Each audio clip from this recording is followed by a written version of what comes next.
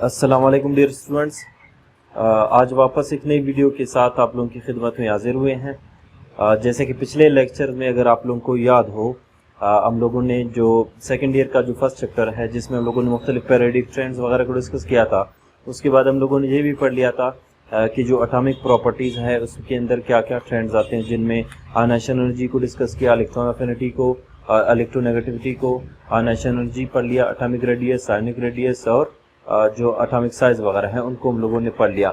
अभी हम लोग आ जाते हैं इनके दूसरे प्रॉपर्टीज़ की तरफ। जैसे कि मैंने आप लोगों को बताया था कि हमारे पास तीन टाइप के प्रॉपर्टीज़ होते हैं जब हम लोग डिस्कस करते हैं ट्रेंड्स के बारे में। ठीक है, एक प्रॉपर्टी का मैंने बताया था एटॉमिक प्रॉपर्टीज़ होते हैं, दूसरा क्या होता है आपके पास फिजिकल प्रॉपर्टीज़, और थर्ड आपके पास क्या है, केमिकल है। तो एटॉमिक प्रॉपर्टीज़ को ऑलरेडी हम लोगों ने डिस्कस किया हुआ है। तो सेकेंड पोर्शन पे हमारे पास आता है फिजिकल प्रॉपर्टीज़।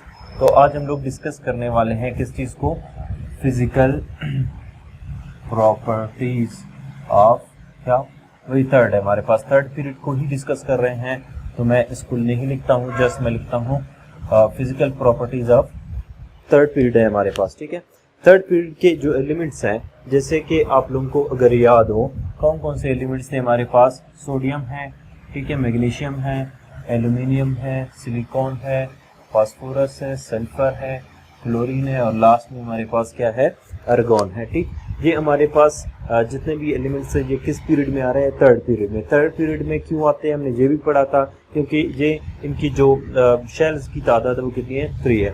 अच्छा, एटॉमिक नंबर की अगर बात कर ली, इसकी एटॉमिक नंबर कितनी है, 11, इसका 12 था, इसका 13 है, 14, 15 हो गया, 16, ये हो गया 17 और ये हो गया 18। ठीक है, और आर्गॉन 18 है। ठीक है, अगर देखा जाए ऑक्टेट रूट को क्या कर रहा है, फॉलो कर रहा है। पहले शेल में कितने इलेक्ट्रॉन्स आ रहे हैं, 2, दूसरे में कितने आ रहे हैं, 8, 8 और 2 हो गए 10, कितने और मजीद चाहिए इसको, 8। तो इसके तीसरे शेल में भी 8 आ रहा है, इसका मतलब इसका ऑक्टेट रूट क्या है, कंप्लीट। ये किस कैटेगरी में आ रहा है, नोबल गैसेस में, जिसमें हमारे पास बाकी सारे भी आते हैं। अच्छा, ये हो गया हमारे पास थर्ड पीरियड। अच्छा, थर्ड पीरियड में हमारे पास डिस्कस अभी करना है किस चीज़ को, फिजिकल प्रॉपर्टीज़ को। तो याद रखो, फिजिकल प्रॉपर्टीज़ की जब हम लोग बात करेंगे, फिजिकल प्रॉपर्टीज़ में हमारे पास कौन कौन सी प्रॉपर्टीज़ हैं, यानी कि वो प्रॉपर्टीज़ जो जिनका बेसिकली ताल्लुक किस चीज़ के साथ है, एलिमेंट्स या कंपाउंड की फिजिक के साथ है। ठीक है, उनकी फिजिकल अपीयरेंस वगैरह के साथ है। ठीक है, रिएक्शंस के साथ नहीं है, बल्कि इसके खुद के जो प्रॉपर्टीज़ है उन्हीं को हम लोग क्या कहते हैं, फिजिकल प्रॉपर्टीज़। कैसे, कौन कौन से हमारे पास, एक प्रॉपर्टी जिसको हम लोग मोस्टली डिस्कस करते हैं वो क्या है हमारे पास, मेल्टिंग प्लस हमारे पास है बॉइलिंग पॉइंट। ठीक है, मेल्टिंग एंड बॉइलिंग पॉइंट हमारे पास क्या फिजिकल प्रॉपर्टी है। एक और प्रॉपर्टी है जिसको हम लोग क्या कहते हैं, कंडक्टिविटी। ठीक, कंडक्टिविटी भी हमारे पास क्या है, एक फिजिकल प्रॉपर्टी है। अगर हम लोग इनकी मेटल जो हमारे पास स्ट्रक्चर की बात कर लें, ठीक है, जो हमारे पास कंपाउंड बनेगा, जो एलिमेंट है, स्ट्रक्चर। ठीक है, स्ट्रक्चर भी किस में आ रहा है हमारे पास, फिजिकल प्रॉपर्टीज में। एक और हम लोग लिख लेते हैं मेटेलिक करेक्टर वगैरह की अगर हम लोग बात कर लें। ठीक है, ये सारे हमारे पास जो प्रॉपर्टीज है वो किस कैटेगरी में आ रहे हैं, फिजिकल प्रॉपर्टीज में आ रहे हैं। अच्छा, तो वन बाय वन अभी हम लोग इनको डिस्कस करते हैं और देखते हैं कि जो थर्ड पीरियड है, पीरियड में जब जाएंगे थर्ड पीरियड में तो इसमें क्या क्या चेंजेस आ जाती हैं। तो सबसे पहले हम लोग देखते हैं किस चीज़ को, मेल्टिंग एंड बॉइलिंग पॉइंट को, कि मेल्टिंग एंड बॉइलिंग पॉइंट में क्या तब्दीली आती है whenever we move from left to right in third period. Third period में जब जाएंगे तो क्या चेंजेस आते हैं, चलिए देखते हैं। सबसे पहले तो आप लोगों को पता होना चाहिए कि मेल्टिंग एंड बॉइलिंग पॉइंट क्या है, वो तो आप लोगों ने पढ़ा होगा फर्स्ट एंड सेकंड ईयर में। ठीक है, वो पॉइंट जिस पर क्या हो, किसी कंपाउंड का क्या हो, एटमॉस्फेरिक प्रेशर, ठीक है, उसके वेपर प्रेशर के बराबर हो जाए, वो क्या कहलाता है, बॉइलिंग पॉइंट। और मेल्टिंग पॉइंट क्या है हमारे पास, या सिंपली हम लोग क्या कहते हैं, वो पॉइंट जिस पर कोई कंपाउंड बॉयल होना स्टार्ट हो जाए वो बॉइलिंग पॉइंट है। और वो स्टेट जिस पर एक सॉलिड क्या हो जाए, लिक्विफाई हो जाए, लिक्विड में कन्वर्ट होना स्टार्ट हो जाए, जैसे ही लिक्विड में वो कन्वर्ट हो रहा है उस पॉइंट को हम लोग क्या कहते हैं, मेल्टिंग पॉइंट। क्लियर। अच्छा, तो अभी हम लोग क्या करते हैं, देखते हैं एक पीरियड में क्या चेंजेस आते हैं। तो सबसे पहले हम लोगों को देखना होगा मेल्टिंग एंड बॉइलिंग पॉइंट किन किन चीज़ों पर डिपेंड करते हैं। ठीक है, खैर पहले इसका ट्रेंड मैं बताता हूँ कैसे जाता है, फिर फैक्टर्स देखते हैं। अगर हम लोग मेल्टिंग एंड बॉइलिंग पॉइंट की देख लें, बात कर लें, तो वो इस तरफ जब जाएंगे आप लोग के ख्याल में क्या होना चाहिए, बढ़ना चाहिए या कम होना चाहिए। ठीक है, अगर हम लोग देख लें फ्रॉम सोडियम टू एल्यूमिनियम, ठीक है, ये तीनों हमारे पास क्या है आप लोगों को पता है, मेटल्स हैं, ठीक है। ये कौन से करेक्टर रखते हैं, मेटेलिक करेक्टर। तो मेटल्स की हमें पता है मेल्टिंग एंड बॉइलिंग पॉइंट क्या है, ज्यादा है, ठीक है। और वो मेल्टिंग एंड बॉइलिंग पॉइंट मजीद बढ़ जाती है जब हमारे पास क्या हो, न्यूक्लियर चार्ज क्या हो, ज्यादा हो, या साइज क्या हो, छोटा हो। तो उस time melting and boiling point क्या हो जाता है, मजीद बढ़ जाता है। इसका मतलब क्या है, अगर हम लोग sodium two magnesium two aluminium जाएं तो हमारे पास क्या होगा, मेल्टिंग एंड बॉइलिंग पॉइंट क्या हो जाएगा, इंक्रीज हो जाएगा, बढ़ जाएगा, ठीक है। जब हम लोग सोडियम से जाएं किस तरफ, मैग्नीशियम की तरफ, और जाएं किसकी तरफ, एल्यूमिनियम की तरफ। इसका मतलब क्या है, सोडियम का मेल्टिंग पॉइंट क्या है, कम है मैग्नीशियम से, एंड मैग्नीशियम का कम है किस चीज से, एल्यूमिनियम से। क्लियर यहाँ तक। उसके बाद आ जाता है हमारे पास एक और एलिमेंट जिसका नाम क्या है, सिलिकॉन, ठीक है। सिलिकॉन याद रखो, अगर इनकी तरफ जाएंगे हमारे पास क्या है, नॉन मेटल्स है, ठीक। ये तीनों हमारे पास क्या आते हैं, मेटल है, और इनके बीच में हमारे पास एक है सेमी मेटल, ठीक है। सेमी मेटल हम लोग किसको कहते हैं, जिनकी प्रॉपर्टीज नॉन मेटल और मेटल से दोनों से क्या है, मिलती जुलती मुशाबिहत रखती है, तो that is called semi metal या मेटलाइट, ठीक है। अभी इसकी प्रॉपर्टीज इससे इनसे दोनों से मिलती जुलती है। इन तीनों की मेल्टिंग एंड बॉइलिंग पॉइंट क्या है, ज्यादा है, क्योंकि ये क्या है, कौन से कैरेक्टर रखते हैं, मेटेलिक। तो मेटेलिक बॉन्ड ज्यादा स्ट्रॉन्ग है, इसी वजह से इसको ज्यादा हमने क्या करना होगा, ईच देना होगा, ताकि वो मेल्ट हो सके या ताकि वो बॉयल हो सके। लेकिन इसका क्यों ज्यादा है, हालांकि ये तो क्या है, मेटल नहीं है, सेमी मेटल है। इसका क्यों ज्यादा है, क्योंकि सिलिकॉन को अगर देख लें हम लोग, सिलिकॉन कैसा, सिलिकॉन की अगर वैलेंसी की बात कर ले, किस कैटेगरी में ताल्लुक रखता है, कार्बन वाली ग्रुप में। कार्बन की वैलेंसी हमारे पास कितनी है, 4 है, तो इसकी भी हमारे पास क्या है, 4 है। ये क्या कर सकता है, 4 बॉन्ड बना सकता है। और 4 ये बॉन्ड कौन सा बनाता है, याद रखो, ये बॉन्ड बनाता है कोवेलेंट बॉन्ड, ठीक है। जैसे पहले थीम वाले क्या बनाते हैं, ये तीनों वो मेटेलिक बॉन्ड बनाते हैं, ठीक है। ये बनाता है कोवेलेंट बॉन्ड, और कोवेलेंट बॉन्ड भी ये कैसा बनाता है, एक ऐसा कोवेलेंट बॉन्ड बनाता है जो नेटवर्किंग है, ठीक है। नेटवर्किंग मतलब क्या है यहाँ पे, यानी कि एक सिलिकॉन फॉर एग्जांपल यहाँ पे 4 और सिलिकॉन के साथ क्या हो, अटैच हो जाए, ठीक है। वो मजीद जैसे कार्बन में हम लोग पढ़ते हैं कैटिनेशन, ठीक है, इसमें भी स्मॉल अमाउंट में कैटिनेशन पाई जाती है, ठीक। तो इसमें नेटवर्किंग पाई जाती है, इसके 4 बॉन्ड्स क्या होते हैं, कोवेलेंट बॉन्डिंग में हिस्सा लेते हैं, और इसी नेटवर्किंग स्ट्रक्चर रखने की वजह से वो क्या होता है, इसका मेल्टिंग एंड बॉइलिंग पॉइंट क्या होता है, ज्यादा होता है। तो यहाँ तक इन चारों तक मेल्टिंग एंड बॉइलिंग पॉइंट जब हम लोग जाएंगे इस तरफ, ठीक है, ये इनकी मेल्टिंग एंड बॉइलिंग पॉइंट क्या होती है, बढ़ जाती है। उसके बाद क्या है, यहाँ जब आ जाते हैं हम लोग, इनकी जो मेल्टिंग एंड बॉइलिंग पॉइंट है वो क्या हो जाती है, वापस डिक्रीज होना शुरू हो जाती है। यहाँ तक तो ये क्या हो रही थी, इंक्रीज हो रही थी, वापस क्या हो जाएगी, कम हो जाएगी। क्यों कम हो जाएगी, क्योंकि ये हमारे पास क्या है, नॉन मेटल्स है, ठीक है। नॉन मेटल्स है, तो नॉन मेटल्स में क्या होगा, फास्फोरस, नाइट्रोजन वाले ग्रुप ताल्लुक है, इनमें फिर भी क्या है, थोड़ा बहुत जो फोर्सेज है, वंडरवाल्स फोर्सेज इनके बीच में ज्यादातर पाए जाते हैं, याद रखो, ठीक है। तो इनमें जो वंडरवाल्स फोर्स है, इन दोनों में फिर भी क्या है, थोड़ा बहुत स्ट्रॉन्ग है। जैसे हम लोग उस तरफ जाते जाएंगे तो क्या होगा, इनमें जो फोर्सेज है, फोर्स ऑफ अट्रैक्शन है, क्या होगा, इनके मॉलिक्यूल्स के बीच में कम होगा, तो उसी वजह से इनकी जो मेल्टिंग एंड बॉइलिंग पॉइंट है वो क्या होती है, कम हो जाती है। आर्गन तक जब पहुंच जाते हैं उसकी तो कम्प्लीटली क्या हो जाती है, बहुत ही कम होती है, क्योंकि वो बॉन्ड्स बनाता ही नहीं है, ठीक है। उसमें कम्प्लीटली प्योर क्या है, वंडरवाल्स फोर्सेज पाए जाते हैं। क्लियर। अच्छा, तो इन चारों की क्या होती है, मेल्टिंग एंड बॉइलिंग पॉइंट बहुत ही कम हो जाती है, घटना शुरू हो जाती है, और इन चारों की क्या है, ज्यादा है। लेकिन किन की ज्यादा है, इन दोनों की ज्यादा है, सोडियम और मैग्नीशियम की निस्बत। क्लियर यहाँ तक। अच्छा, अभी फैक्टर्स कौन कौन से हैं, किन चीजों पर डिपेंड करता है। एक फैक्टर हमारे पास क्या है, अगर फैक्टर्स की बात कर लें कि मेल्टिंग एंड बॉइलिंग पॉइंट कौन से फैक्टर्स पर डिपेंड कर रहा है। एक फैक्टर तुम्हारे पास क्या है, एटॉमिक साइज है, ठीक है। साइज याद रखो, जितना आपके पास छोटा होगा, ठीक है, एटम्स या मॉलिक्यूल्स एक दूसरे के करीब करीब होंगे तो इनमें फोर्स ऑफ अट्रैक्शन क्या होगा, ज्यादा होगा। से फॉर एग्जांपल इस तरह आपके पास क्या है, एक छोटा सा लोहा का टुकड़ा है, ठीक है, यहाँ पे क्या है, एटम्स है, यहाँ पे इस तरह, ठीक है, और एक ये पीस है आपके पास, यहाँ पे क्या है, एटम्स थोड़े बड़े हैं, ठीक है। अभी अगर इन दोनों एटम्स की अगर हम लोग बात कर लें, इसको मैं अगर इस तरह से आप लोगों को दिखा दूं कि आपके पास ये एटम है, ये वाला, और एक ये एटम है, यहाँ पे क्या है, एटम बड़े हैं, ठीक है।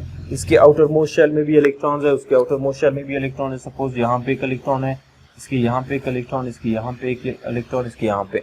अभी आप लोग मुझे बताओ कहाँ पे फोर्स ऑफ अट्रैक्शन ज्यादा होगा, अगर ये एटम क्या करे, इस इलेक्ट्रॉन को खींचे, या ये इलेक्ट्रॉन एटम उस इलेक्ट्रॉन को खींचे। और यहाँ पे भी बिल्कुल ये चाहता है अपने उसको ऑक्टेट रूल को कंप्लीट करने के, दूसरा इलेक्ट्रॉन को खींचता है, ये क्या कर रहा है, इस इलेक्ट्रॉन को अपनी तरफ खींच रहा है। तो यहाँ कहाँ पे फोर्स ऑफ अट्रैक्शन ज्यादा होगा? जहाँ पे दो एटम्स एक दूसरे के करीब होंगे। एटम्स कब करीब होंगे एक दूसरे के साथ? जब इनका साइज क्या होगा? छोटा। अभी देखो यहाँ पे एटम्स का साइज क्या है? छोटा। ये न्यूक्लियस है और ये न्यूक्लियस है, इलेक्ट्रॉन्स एक दूसरे के करीब करीब होंगे। यहाँ पे न्यूक्लियस, यहाँ पे गैप क्या है? बहुत ज्यादा है, तो यहाँ पे फोर्स ऑफ अट्रैक्शन ज्यादा है, यहाँ पे कम होगा। जब फोर्स ऑफ अट्रैक्शन क्या होगा? जहाँ पे कम होगा तो वहाँ पे melting and boiling point automatically क्या होगी? कम होगी। जहाँ पे फोर्स ऑफ अट्रैक्शन ज्यादा होगा वहाँ पे automatically force melting and boiling point क्या होगी? बढ़ जाएगी। तो इसका मतलब एटॉमिक साइज अगर छोटा होगा तो मेल्टिंग एंड बॉइलिंग पॉइंट बढ़ेगी, अगर एटॉमिक साइज क्या होगा? बड़ा होगा तो मेल्टिंग एंड बॉइलिंग पॉइंट क्या हो जाती है? कम हो जाती है। क्लियर? दूसरा यही चीज जो बता दिया इलेक्ट्रोस्टैटिक फोर्स ऑफ अट्रैक्शन, तो वो भी आप लोग लिख सकते हो। यहाँ पे मैं सिंपल लिखता हूँ, फोर्स ऑफ अट्रैक्शन पर भी डिपेंड करेगा। ठीक है, फोर्स ऑफ अट्रैक्शन मुख्तलिफ किस्म के होते हैं हमारे पास। कोई मेटेलिक बॉन्ड है फॉर एग्जांपल, वहां पे फोर्स क्या है? स्ट्रॉन्ग है। ठीक है, और कोई बॉन्ड क्या है? आयनिक है, कोई कोवेलेंट है, कोई वंडरवाल्स है। ठीक है, तो वंडरवाल्स क्या है? सबसे हमारे पास वीकेस्ट फोर्सेज हैं। तो वहां पे जिन कंपाउंड में वंडरवाल्स फोर्सेज पाए जाते हैं वहां पे मेल्टिंग एंड बॉइलिंग पॉइंट क्या होगा? कम होगा। और जहां पे आयनिक या कोवेलेंट होगा या मेटेलिक होगा तो उनकी जो melting and boiling point values है वो क्या होंगी? सबसे ज्यादा होगी। क्लियर? तो फोर्स ऑफ अट्रैक्शन पर भी डिपेंड करेगा, उस पर एटॉमिक साइज पर भी डिपेंड करेगा, और किस चीज पर डिपेंड करेगा? एक और चीज, अगर ग्रुप की बात कर ले, फिलहाल ग्रुप की तो हम लोगों ने बात नहीं करनी है, फिलहाल पीरियड की बात करनी है। तो हम लोग एक और चीज लिखते हैं, इसको हम लोग कहते हैं न्यूक्लियर चार्ज पर भी डिपेंड करेगा, क्योंकि न्यूक्लियर चार्ज जितना ज्यादा स्ट्रांग होगा एटम्स को वो उतनी पावर से अपनी तरफ खींचेगा। ठीक है, तो उसी वजह से इनमें फोर्स ऑफ अट्रैक्शन क्या होगा? ज्यादा पैदा होगा। ठीक है, फोर्स ऑफ अट्रैक्शन ज्यादा होगा तो क्या होगा? इससे मेल्टिंग एंड बॉइलिंग पॉइंट भी उसी हिसाब से बढ़ जाते हैं। लेकिन यहाँ पे आप लोग ज़हन में आ रहा होगा कि यहाँ पे तो न्यूक्लियर चार्ज बढ़ रही है, फिर यहाँ पे क्यों हमारे पास melting and boiling point decrease हो रही है? यहाँ पे फैक्टर हम लोगों ने बात कर ली कि यहाँ पे जो फोर्स ऑफ अट्रैक्शन है वो मोस्टली कौन सा है? वंडरवाल्स फोर्सेज है। ठीक है, वंडरवाल फोर्स अगर यहाँ पे ना होता, यहाँ पे भी क्या होती? मेटेलिक बॉन्ड होती है, कोवेलेंट बॉन्ड, तो ये भी क्या हो जाते हैं? उसी हिसाब से बढ़ जाते हैं। क्लियर? तो ये तीनों फैक्टर्स है जिसकी वजह से मेल्टिंग एंड बॉइलिंग पॉइंट क्या होती है? डिक्रीज या इंक्रीज होती है। लेकिन डिस्कस हम लोग फिलहाल थर्ड पीरियड को कर रहे हैं, तो ये आप लोगों ने ध्यान रखना है। पहले जो 3 एलिमेंट्स है मेटल्स की 4 तक, ये क्या होता है? बढ़ जाता है। क्यों बढ़ रहा है? क्योंकि इनमें फोर्स ऑफ अट्रैक्शन क्या है? बढ़ रहा है। क्योंकि यहाँ पे एक सोडियम कितने इलेक्ट्रॉन्स लूज करता है? 1। ये 2 इलेक्ट्रॉन्स, ये 3 इलेक्ट्रॉन लूज कर रहा है। तो 3 इलेक्ट्रॉन और न्यूक्लियस के बीच में अट्रैक्शन क्या होगा? ज्यादा होगा एज कम्पेयर टू इसके, और एज कम्पेयर टू इसके इसका ज्यादा है। ठीक है, और ये नेटवर्किंग स्ट्रक्चर की वजह से ज्यादा है, बाकी उनका क्या है? कम है। तो अच्छा, ये हो गया बॉइलिंग पॉइंट। उसके अलावा अगर हम लोग बात कर ले किसकी? कंडक्टिविटी की। कंडक्टिविटी का ताल्लुक भी हमें पता है किस चीज के साथ है? कंडक्टिविटी किन कंपाउंड्स में होगी जिनमें क्या होगा? फ्री इलेक्ट्रॉन्स मौजूद होते हैं। ठीक है, कंडक्टिविटी का ताल्लुक किस चीज के साथ है? फ्री इलेक्ट्रॉन्स के साथ है। ठीक है, जिस कंपाउंड, जिस एलिमेंट, जिस भी मॉलिक्यूल में क्या होंगे? फ्री इलेक्ट्रॉन्स होंगे, वो क्या होगा? कंडक्टर। सपोज हम लोग कहते हैं मोस्टली जो हमारे पास मेटल्स है, मेटल्स क्या होते हैं? Are good conductors of heat and electricity. क्यों? क्योंकि उनके अंदर क्या होते हैं? फ्री इलेक्ट्रॉन्स होते हैं। सपोज आपके पास क्या है? वापस ही एग्जांपल लेते हैं। ठीक है, आपके पास क्या है? आयरन का एक पीस है, इसमें यहाँ पे क्या है? एटम्स मौजूद है। ठीक है, ये हो गया आपके पास आयरन के एटम्स, और यहाँ पे इन सब में क्या है? न्यूक्लियस चार्ज भी है, पॉजिटिव चार्ज है न्यूक्लियस पर। क्लियर? कब न्यूक्लियस पर पॉजिटिव चार्ज आएगा? जब उसमें क्या होगा? इसके इलेक्ट्रॉन्स लूज हो जाएंगे। इलेक्ट्रॉन्स कब लूज होंगे इसके? जब इस पर क्या होंगे? मेटल्स होंगे। मेटल्स में ही क्या होते हैं? इलेक्ट्रॉन्स बहुत जल्दी लूज हो जाते हैं। क्लियर? तो इलेक्ट्रॉन्स जब इसके लूज हो जाते हैं, एटम पर क्या आ जाता है? Positive charge. और इलेक्ट्रॉन्स यहाँ पे इन गैप्स में चले जाते हैं 2 एटम्स के। इनको हम लोग क्या कहते हैं? इंटरस्टिसेस कहते हैं इन गैप्स को, जो 2 एटम्स के बीच में मौजूद है, इंटरस्टिसेस। क्लियर? इन्हीं गैप्स में, इन्हीं होल्स में चला जाते हैं ये इलेक्ट्रॉन्स, और यहाँ पे ये फ्रीली क्या कर सकते हैं? मूव कर सकते हैं। और यहाँ पे इनकी मूवमेंट वैसे भी इलेक्ट्रॉन्स की फास्ट है, वो क्लाउड की तरह दिखाया जाता है। तो जो एटम के न्यूक्लियस है हमें बिल्कुल ऐसे दिखाई देते हैं। अगर इसको आई जो रेजोल्यूशन या मैग्निफिकेशन पावर का हमारे पास माइक्रोस्कोप अगर उससे देख लें, तो ये हमें जो पॉजिटिव जो न्यूक्लियस है वो ऐसे नजर आएगा कि वो इलेक्ट्रॉन्स के समंदर में क्या कर रहा हो? वो तैर रहा हो। तो क्या है? इसी वजह से ये क्या करते हैं? फ्री इलेक्ट्रॉन्स की वजह से कंडक्टर्स है, हीट को एंड इलेक्ट्रिसिटी कंडक्ट कर सकते हैं। तो यहाँ पे सवाल ये होता है कि कौन ज्यादा कंडक्टर है और कौन कम है। ठीक है, तो लाजमी जिसमें फ्री इलेक्ट्रॉन्स ज्यादा होंगे, सिंपल सी बात है, जिसमें फ्री इलेक्ट्रॉन्स क्या होंगे? ज्यादा होंगे, वो ज्यादा कंडक्टर होगा। तो सोडियम कितने इलेक्ट्रॉन्स लूज कर सकता है, 1 इलेक्ट्रॉन। ये कितने लूज करेगा, 2 इलेक्ट्रॉन। ये कितने इलेक्ट्रॉन लूज करेगा, 3 इलेक्ट्रॉन। तो इसका मतलब क्या है, सोडियम से मैग्नीशियम एल्यूमिनियम तक अगर चले जाएंगे तो इनकी कंडक्टिविटी क्या हो जाती है, बढ़ जाती है। क्यों बढ़ जाती है, क्योंकि ये ज्यादा इलेक्ट्रॉन क्या कर रहा है, लूज कर रहा है। जितना ज्यादा वो इलेक्ट्रॉन लूज कर सकता है उतनी उसकी कंडक्टिविटी क्या होगी, ज्यादा होगी। तो हम लोग कहते हैं सोडियम, मैग्नीशियम एंड एल्यूमिनियम, इन तीनों की अगर कंडक्टिविटी की बात करें, sodium is less conductor than magnesium and magnesium is less conductor than aluminium, but aluminium is most conductor for each of them. ठीक है, इन सब में से जो बेस्ट कंडक्टर वो आपके पास क्या है, एल्यूमिनियम।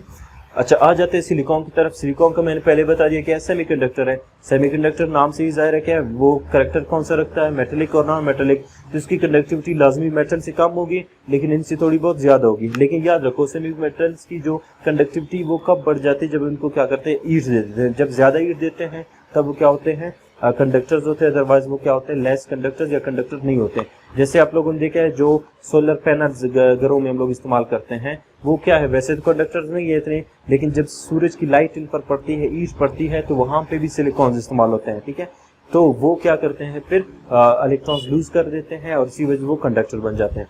अच्छा, बाकी हमारे पास क्या है, नॉन मेटल्स है। तो नॉन मेटल्स का मतलब क्या है, लाजमी वो क्या होते हैं, नॉन कंडक्टर्स ही होते हैं, इंसुलेटर के तौर पर काम करते हैं।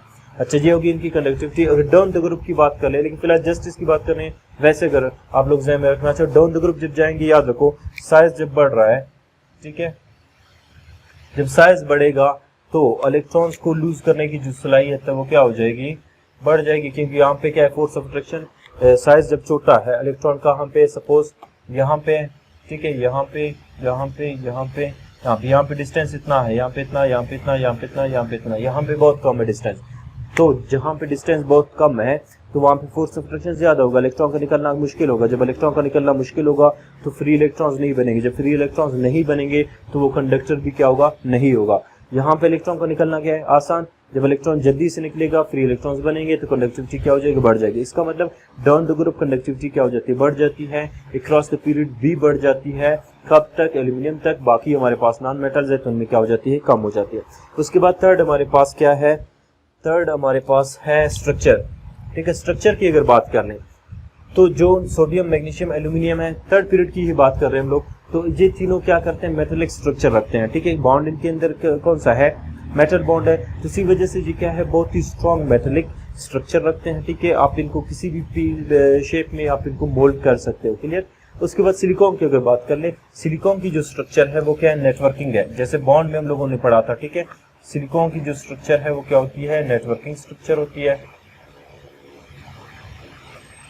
क्यों नेटवर्किंग है, क्योंकि एक सिलिकॉन कितने बॉन्ड बना सकता है, 4 कोवलेंट बॉन्ड बना सकता है। तो इसी वजह वो नेटवर्किंग स्ट्रक्चर बना लेता है। यानी कि एक सिलिकॉन के साथ 4 मजीद अटैच होगा, उसके साथ मजीद इस तरह, जिस कार्बन की तरह बिल्कुल क्या करता है, एक नेटवर्किंग स्ट्रक्चर बनाता है। अगर बाकियों की बात कर लें, बाकियों में एक तो बॉन्ड इनके बीच में क्या है, कोवलेंट बॉन्ड है। ठीक है, और कोवलेंट बॉन्ड की वजह से ये क्या करते हैं, मॉलिक्यूलर स्ट्रक्चर रखते हैं। बाकी हमारे पास जितने भी सारे हैं, ठीक है, phosphorus, sulphur, chlorine and argon, ये चारों हमारे पास कौन से स्ट्रक्चर्स रखते हैं, मॉलिक्यूलर स्ट्रक्चर्स। ठीक है, जैसे कि आप लोगों ने मॉलिक्यूलर सॉलिड्स पढ़े हैं। ठीक है, आयोनिक सॉलिड्स, कोवलेंट सॉलिड्स वगैरह। मॉलिक्यूलर जो सॉलिड्स है उन्हीं मॉलिक्यूलर स्ट्रक्चर की वजह से वो क्या होते हैं, आपके पास बन जाते हैं। ठीक है, जैसे अगर फास्फोरस की बात कर ले, फॉर एग्जांपल वो P4 क्या करता है, मॉलिक्यूल्स बनाता है। इसकी जो शेप है तकरीबन क्या होती है, टेट्राहेड्रल टाइप की ज्योमेट्री क्या कर लेता है, रखता है ये। ठीक है, उसी तरह सल्फर है, क्लोरीन, वो ये क्या बना लेता है, S8 टाइप का बना लेता है। ये क्या है, Cl2 और आर्गन वगैरह भी इस तरह के वो कर लेते हैं। लेकिन का स्ट्रक्चर याद रखो कौन सा होगा, मॉलिक्यूलर स्ट्रक्चर। लास्ट में अगर हम लोग बात कर ले मेटेलिक कैरेक्टर की, ये भी किस में आ रहा है, हमारे पास फिजिकल प्रॉपर्टीज में। ठीक है, क्योंकि इसका ताल्लुक भी क्या है, फिजिक्स के साथ है। अच्छा, मेटेलिक कैरेक्टर क्या होगा, हमें पता है। इस तरफ क्या है, मेटेलिक कैरेक्टर कब बढ़ेगा, याद रखो मेटेलिक कैरेक्टर उस वक्त बढ़ेगी जब आपके पास क्या हो, साइज क्या हो, बढ़ जाए। ठीक है, या इलेक्ट्रॉन लूज करने की सलाहियत क्या हो जाए, बढ़ जाए। तो ये इन तीनों की जो मेटेलिक कैरेक्टर है वो क्या है, आई है। इसकी अगर इस तरफ जाएंगे तो मेटेलिक कैरेक्टर यहाँ पे क्या हो रही है, आपके पास यहाँ तक बढ़ रही है। ठीक है, ये फिर क्या है, नॉन मेटल सेमी मेटल है, ठीक है, और इस तरफ क्या है मजीद आगे जाते हुए कम हो जाती है। यहाँ तक यानी कि मेटेलिक कैरेक्टर क्या हो रही है आपके पास बढ़ जाती है, फिर आगे क्या हो जाती है वो मेटेलिक कैरेक्टर घट जाती है, खत्म।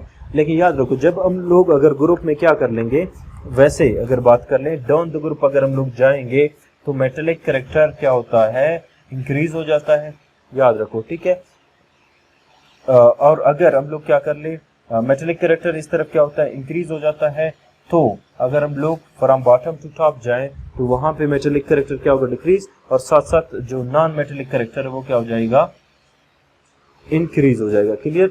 तो मेटेलिक कैरेक्टर का भी यही वो है उसके अंदर पेरियोडिक ट्रेंड्स के अंदर थर्ड पीरियड की अगर बात कर ले ये तीनों क्या है मेटेलिक कैरेक्टर रखेंगे, इनकी बढ़ जाएगी, ये क्या हो जाती है सेमी मेटल है, तो यहाँ पे मेटेलिक कैरेक्टर इनका बिल्कुल कम होगा क्योंकि ये क्या है नॉन मेटल है, तो ये नॉन मेटेलिक कैरेक्टर रखेंगे।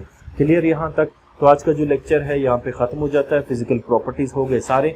उसके बाद नेक्स्ट जो लेक्चर है वो उसमें हम लोग डिस्कस करेंगे इंशाल्लाह केमिकल प्रॉपर्टीज़ या केमिकल रिएक्शन के बारे में। तो तब तक के लिए अपना ढेर सारा ख्याल रखिए। Thank you very much. अल्लाह हाफिज़।